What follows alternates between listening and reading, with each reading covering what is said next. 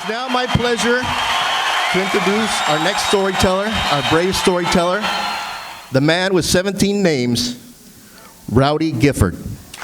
I was raised up on a farm in Kansas. I had 3 sisters and 2 brothers. We lived with my folks and my mother's folks on the original homestead. Today I want to speak to you about post-traumatic stress disorder.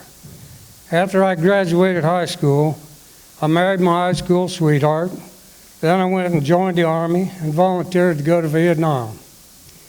When I returned from Vietnam, it was clear to everyone but me that I was different. My wife divorced me without ever seeing me. My mother asked me to leave and go back to the Army. She was scared for the family, afraid I might hurt someone. I was suffering from PTSD. I do know that you don't have to be in a combat situation to suffer from PTSD. It can happen in your own home or anywhere else that you are fighting your own personal war. My PTSD affected me in many different ways. I felt I needed that adrenaline rush like I had back in Nam. I tried lots of drugs and alcohol, but that didn't work. So I did things that normal people don't do, just to live on the edge. These things finally got me locked away. In that place was the first time I was told I was suffering from PTSD. This was also where I discovered some tools that I needed to work with my PTSD. My main goal was to set productive goals and challenge myself to work for them. While still being locked away, I became a power lifter. This was good for both my body and my mind. Achieving a goal, I won first place in 7 meets in a row. After being released, I got a job and went to work. Katrina, who had been my special lady for years, found me and we were shortly back together. Shortly after that, I went to work for a large plumbing company. Setting goals again, I studied and passed my journeyman plumber's license. A couple of years later, I returned to the books and passed my master plumber's license. Around the year 2000, I took up bodybuilding. Then in 2002, I won first place in the North American Bodybuilding Federation Grandmaster Supernatural. I was 2 months shy of my 50th birthday.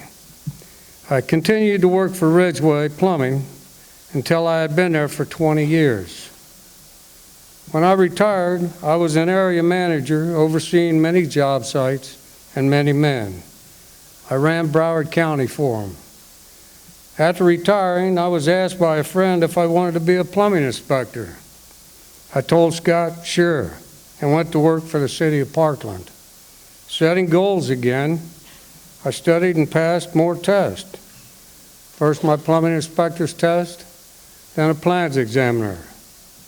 You would think after all this time and all that I had done, I would no longer suffer from any symptoms of PTSD. However, my wife Katrina knew better and tried many times to get me to talk to someone. Instead, I started writing about things in my past before I was locked up. About this same time, Jeannie talked to my wife about building a mobile bus to give the homeless showers.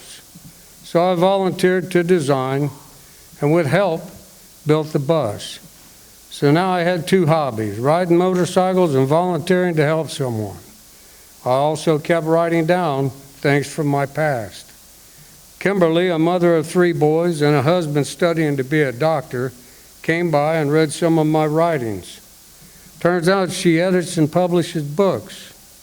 So I finished writing, and the book is published and in print. It's called The Man with 17 Names. You see, back before I was released from lockup, I was taken in front of a judge in Miami. The judge gave me the name I have today, Rowdy Gifford. He called me the Man with 17 Names and told me he was going to pick my last one that I would ever have. I want to let anyone and everyone who is suffering out there know that there is hope. Sometimes you have to ask for it. Sometimes it comes in other ways. I hope all that are suffering find the tools that I needed as I found mine to succeed. I am Rowdy Gifford, the man with 17 names, and this is my brave.